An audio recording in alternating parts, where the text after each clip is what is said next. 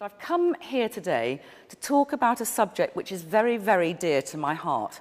As you can tell, I'm interested in women of all ages, but owing to my own age, shall I put it, I'm getting more interested in the spectrum of what happens to us girls as we go through the change and into the menopause.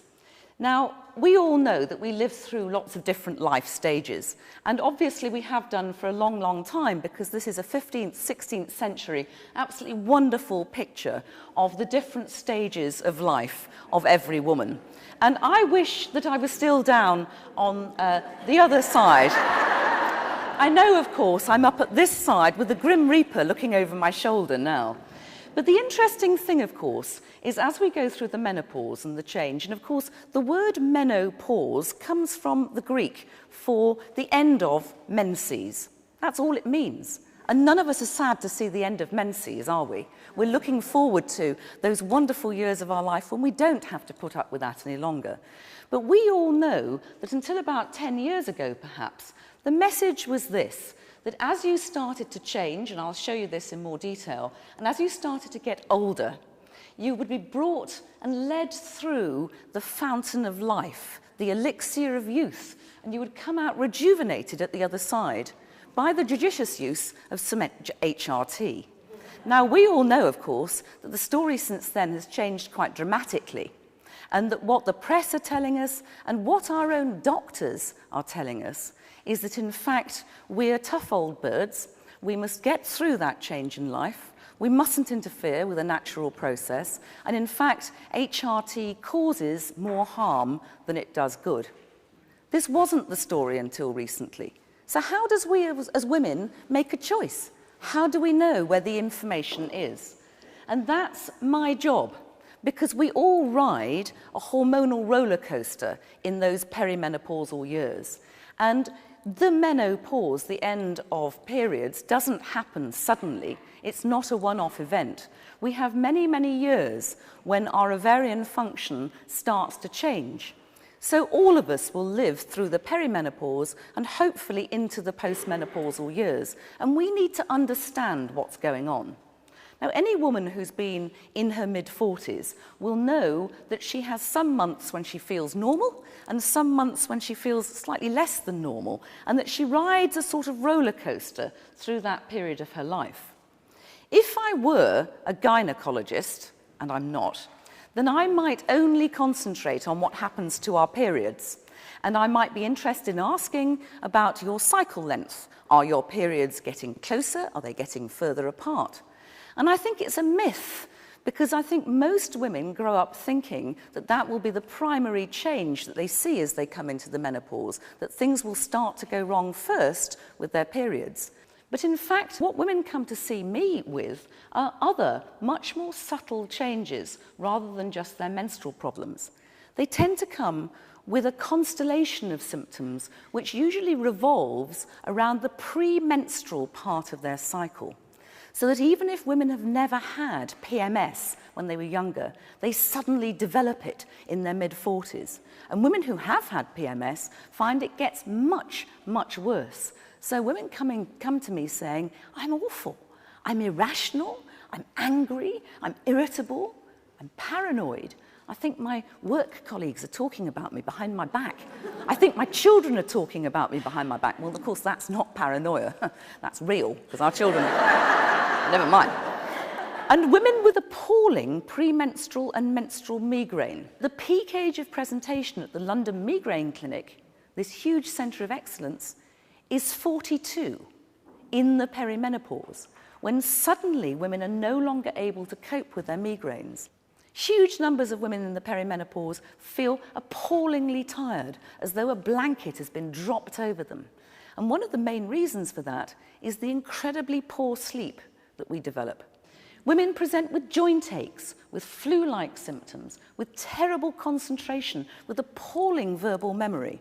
And interestingly, you see, you all know that one, we gradually lose over time the ability to remember names and nouns. So we can do whole sentences, but we can't remember the name of the thingamy over there.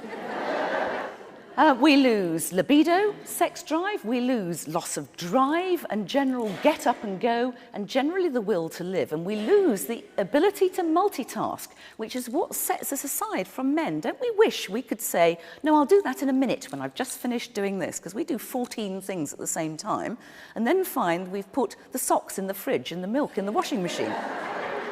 And generally, we lose the ability to cope. Now, you've had enough now, but of course, one of the main problems is that if you go with this constellation of symptoms and you have the courage to ask anyone for help, what you tend to be told is, well, it's that time of life, and your children are leaving home, and you've got empty nest syndrome, and you're not coping terribly well, and you're depressed. And so huge numbers of women at this stage of life, in the perimenopause in their 40s, are actually given the label of depression and antidepressants. And that adds to the declining feelings of self-worth. What women want to know is this normal? For many women, that may be enough. They may not want to intervene. They want to know whether this is normal, or am I going stark, staring, raving mad? Because that's how you feel. Now, I'm not actually trying to be sexist about this, but if you do go to your doctors or you go to anyone and you say, is this normal? Am I going mad? And you get met with a sort of blank, I don't know. I'm sure this could have been a female just as easily, but I couldn't find a picture of a bald, very bemused-looking woman. But the point is that we need information. We need to know more about this. We should be better prepared for this. Why do women not know when the average age of the menopause is? We've done a survey recently, and we've discovered that most women think it's much older than it is. What is the age, do you think, you girls out there, is the average age of the last period of women in this country? Actually, that's a very low, it's 51, 51 and a half. But most women that we surveyed actually thought it was mid-50s, 55 upwards. Now, that's interesting because if you ask younger women, they tend to think that it's about mid-50s. They don't realise. And they certainly don't know what the perimenopause is, and that there are years and years leading up to that last period. Now, what we need to know really is what does go on after the menopause. Most of us will recognise that we get that sort of constellation of symptoms during the menopausal transition. And I haven't even talked about hot sweats and night sweats and hot flushes, because I don't need to, because you all know about those, or will do at some stage. But we also need to know what are the consequences of becoming post-menopausal.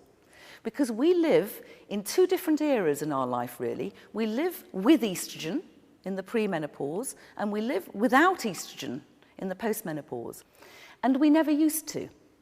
In 1900, the average age of the menopause was 47, and the average life expectancy of women in the UK was 49. So now the average age of the menopause is 51 and a half, 52, and the average life expectancy of women in the UK is around 80, which is to do with better healthcare and better nutrition and everything else, and we're very delighted about that. But does that mean it's natural? I'm not saying it's not. I'm saying it means that we enter an era of our life when we have a hormonal choice, and we need to know how to make that. Now, without estrogen, we will get some symptoms in what I call the medium term. And in fact, interestingly, that's mainly to do with our bladder, our waterworks, and our genital tract. Don't we love that word? Our vagina and our vulvas, ladies. And the tube that we wee through, the urethra, and the bladder, and the pelvic floor. And I'm going to be talking a lot more about this towards the end of today's talk. But basically, in the perimenopause, a lot of women will start to develop urethral syndrome, this feeling of needing to go to the loo very, very often and having to get there very, very, very quickly. Latchkey incontinence. As soon as you get your key in the front door, you don't know what to do. And you go to the loo and you empty your bladder, and then you think, oh, damn, I've got to go again, constantly, over and over again.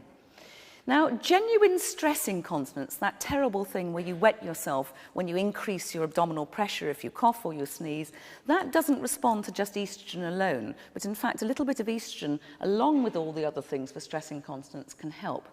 But definitely one of the things that happens with estrogen depletion is that we start to get recurrent waterworks infections as well. And that can start to happen in the middle years, perhaps 10 years, 15 years after the menopause. In the vagina, we all know that it may well become dry and that therefore sex can become painful.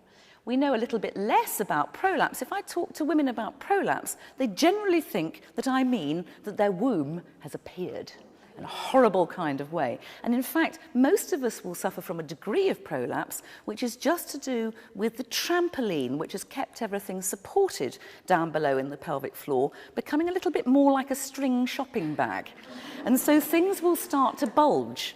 And very often it's the walls of the vagina that will bulge, not the womb, but just the walls. But it will give us a feeling of dragging and unpleasantness that we really don't have to live with or want to live with. But virtually nobody tells us that our normal vaginal secretions, the things that have kept our vagina lubricated and moist, will start to change. And that purely because of lack of estrogen, the good bug which keeps our vaginal secretions healthy and normal will become depleted, and we get an overgrowth of mixed bugs. This is nothing to do with sex and those ghastly STIs. This is to do with our own bugs inside our own vaginal secretions. So you get a dry vaginal wall with non-lubricant secretions which can become smelly and sore and unpainful. How many of us were told about that?